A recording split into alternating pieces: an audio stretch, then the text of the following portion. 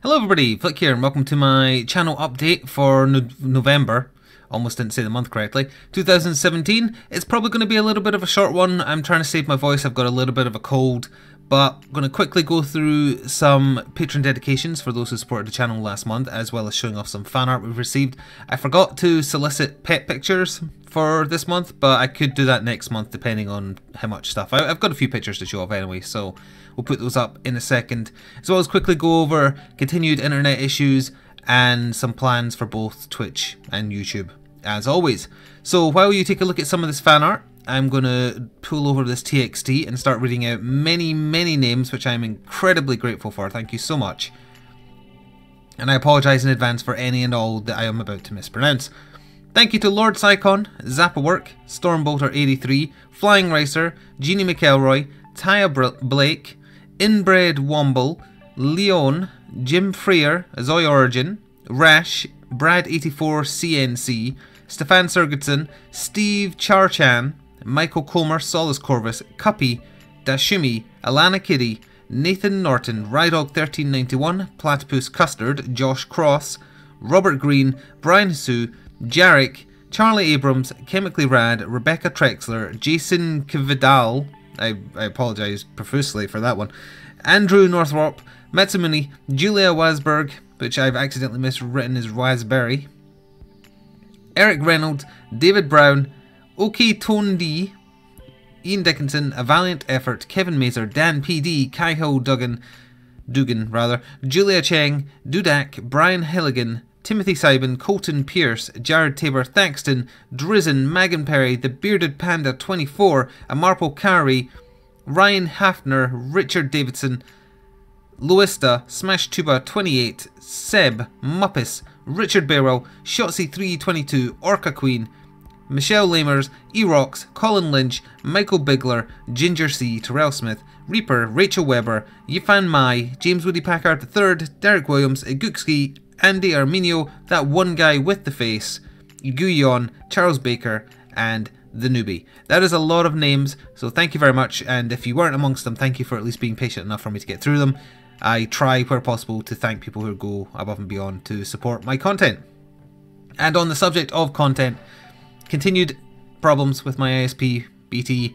We're up to 6 engineer visits now. Problem still exists. I got put over to a new cable about a week and a half ago. Don't know why I did that with my fingers instead of just like that. Getting switched to a new cable actually had a very positive effect. My maximums for download and upload went up. So my maximum download was at like 68 megabytes and my maximum upload was at 20 megabytes, which is fantastic. More than enough to do everything I need to do.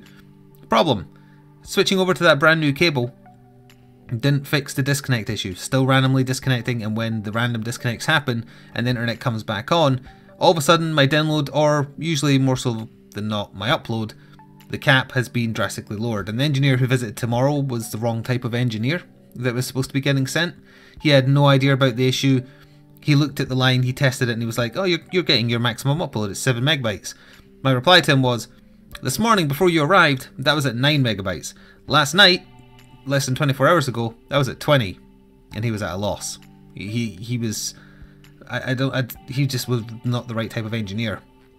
I don't know if he was like the most basic form or whatever, but he couldn't even reset the line because he's not allowed to go into the exchanges. He can only do remote resets, which is what I've tried to do, and they don't work. Sometimes they do, but eventually past a certain point they will stop working. So no matter how many times I reset myself now, the upload will not go back to normal. So, but thanks to being on a new cable, when the upload gets terrible, the terrible level is not as bad as it used to be. So we're setting it like 7 meg up. It means that I can still do 720 streams, but they're not as good as they could be, and it's still very frustrating that obviously the problem is not fixed. So the issue is ongoing for yet another month. It's not something I expected to still having to be dealing with come December, when it's been existing since I got into this house in September. But that's sadly the way it is. It limits certain things I can do on stream. Not, well, with 7 meg up, it technically doesn't limit me. It bothers me that I'm reduced to 720p 30 frames to make it at all viewable. It will mean that games look worse in general that come over from Twitch if I want to put it on YouTube. It'll mean that high movement games like Overwatch would look absolutely terrible even live to anyone with at all a discernible eye. And that bothers me. It bothers me a lot. So as far as the Twitch side goes, we don't have to resort to just playing Jackbox and golf all the time. But I am still somewhat limited in the things I want to play because it bothers me when they don't look good. Now, granted, the people who are still watching Twitch, and I'm thankful for that, they don't seem to mind. They don't really care. Maybe it's background noise, so they don't even really look that often. Or they don't mind because it's just a place to hang out in the evening or whatever time it is for them. And on that subject, as I remind myself that I have a TXT also of talking points to remind myself what to mention. Over Christmas, I'm not doing anything in particular for Christmas, so I will be here offering a distraction for those of you who want time away from family, who just want a distraction for yourself. Maybe you get lonely around this time of year, as I know many people do, just the way it is. I'll probably do at least a couple of moderately extra long streams around Christmas. Christmas evening, probably do a long one then. Christmas Eve, maybe not. And then kind of between Boxing Day, we call it, the day after Christmas, and Hogmanay, which is New Year, might go a little bit longer there. We'll see what the turnout is. If everyone's doing other stuff, might just be normal streams. But the bottom line is, barring my internet just dying completely, streams will still be happening that are at least the normal length. So if you need a distraction, as some people said they did over the American Thanksgiving weekend, it's just gone. Oh yeah, this will be going live on Cyber Monday as well, won't it? So the distraction will be there if you want it. Videos are still going up on YouTube. Again, kind of until December when the Monster Hunter World Beta weekend happens. It's mostly going to be Isaac and Gungeon in terms of like what's on the YouTube side. Occasional Let's Look Ats, and also some miscellaneous stuff. And some new stuff, actually, which is the next thing I wanted to mention. Warhammer 40,000 battle reports have started on the channel. One is currently live, and I believe, hang on, I can double check. You'll be seeing the next one, 27th is the Monday, right? Yeah. You will be seeing the next one tonight. Just finished editing it, and I'm going to start uploading it after I finish recording this. So you'll see the next battle report tonight. There might be a bit of a delay before a third round. I'm not going to sit on any kind of, there will be X number of battle reports in X period of time. I'm just going to do them when I have the time. You can't quite see it because the TV I use for playing console games is right there, but right on the other side of my desk there is where the 6x4 table is that I play 40k on. I thought I had enough room in the office for the table. It's very awkward. There's barely any room. So eventually I'm going to have to move down to the kitchen and record there for 40k battle reports, I feel, because there's plenty of room in the middle of the kitchen. Problem with that is, though, I'm having some radiators replaced, hopefully soon, because it's getting bloody cold and I want better radiators than the house came with. So the kitchen is one of the rooms that I'm going to get done, so I don't want to have my 40k fold-away table and like boxes of miscellaneous scenery and stuff sitting down there when there's going to be workmen in to do some work. So for now, the table is staying in here. I might record one more up here at least, and the next battle report that'll be going up will include a different army.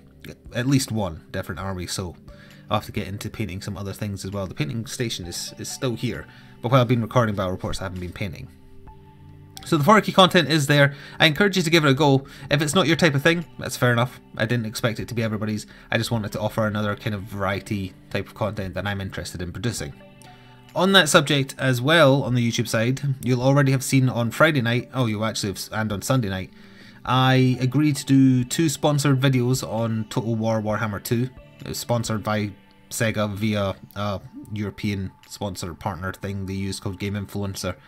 That means I was paid for my time. I'm very picky about doing sponsorships. I believe it's the 4th I've ever done for my channel.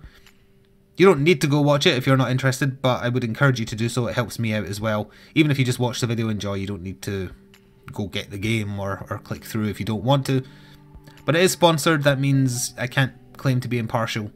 At the same time, I think I had a lot of fun. I tried out the base campaign of Warhammer 2 as the Lizard Men, which are basically Mafia Frog. And then in the second video, I tried out the mode that combines Total War Warhammer 1 and 2, so that all the armies are together having a massive fight on a combined world, as in it combines the old world and the new world, for those of you who are familiar with the Warhammer fantasy lore. Although, this has reminded me, I didn't have this in my notes, but I'm not turning my channel into a Warhammer channel. I have and always will be a variety channel. So if none of this Warhammer Fantasy, Warhammer 40k stuff is for you, don't worry, still covering games. As I said, in December, I'm massively looking forward to the Monster Hunter World free weekend. Well, it's not a free weekend, PSN Plus weekend. There's going to be a crap ton of that on stream side and just YouTube side. And that's hopefully going to tide us all over until January, the end of January, when the game is out. And I cannot wait for it.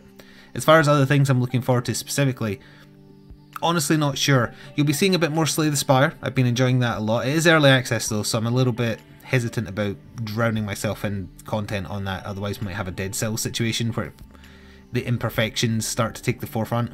I do plan to go back and try Dead Cells soon. Apparently the Brutal update is pretty good, although it still needs work from what I've heard from people who've told me about it. Might go back to that sooner rather than later, if I need something that will probably do okay on stream. Other than that, no particular specific plans towards the end of the year. It might be time to go back and revisit old games though. Two in particular, and for two different reasons. One, Dark Souls 2 Scholar of the First Sin, which I only played through Scholar of the First Sin once. Played through Dark Souls 2 in general crap tons because it's my favourite one. But Scholar of the First Sin only did it the once. The reason to go back to that is that it's been given an item randomizer very similar to the popular one for Dark Souls 1. What it does is the items that you require to be able to finish the game stay the same, but all the drops, including like from enemies you kill, the items that are just sitting around the maps, they are all randomized. You could walk up to your first pickup in the tutorial area and have it be an amazing sword from late game.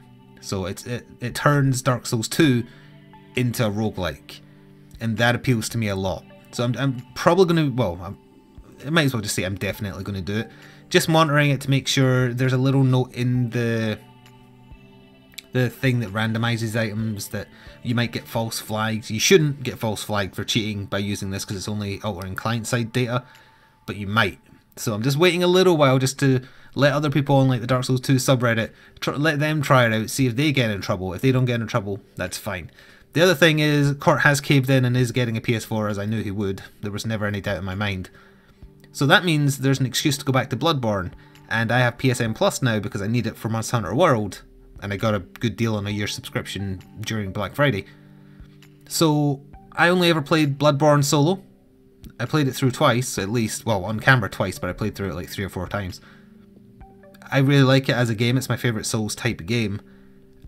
I think it is better as a solo experience, but having multiplayer now might be a good excuse to go back and play it through cooperatively with Cort. He's not played it before. He's probably watched videos like mine and potentially others, but I think it still might be fun. So in terms of like space filler, oldish games coming back, Dark Souls 2 and Bloodborne I think are both coming back. As for when, I don't know specifically. But they are things I want to bring back because they're two games I like a lot, and there's two good excuses in my opinion to go back to both. So I think that's covered everything I wanted to do. The internet is still playing up, covered that. 40k content, covered that. Sponsored content, covered that. December about Monster Hunter World Beta, covered that. January that's coming back. Longer streams over Christmas, covered that as well. I believe I've covered everything that I want to cover, and I actually ended up blathering on for a little bit longer than I thought, which is probably why my throat hurts. Thank you very much for your support right now. It is greatly appreciated.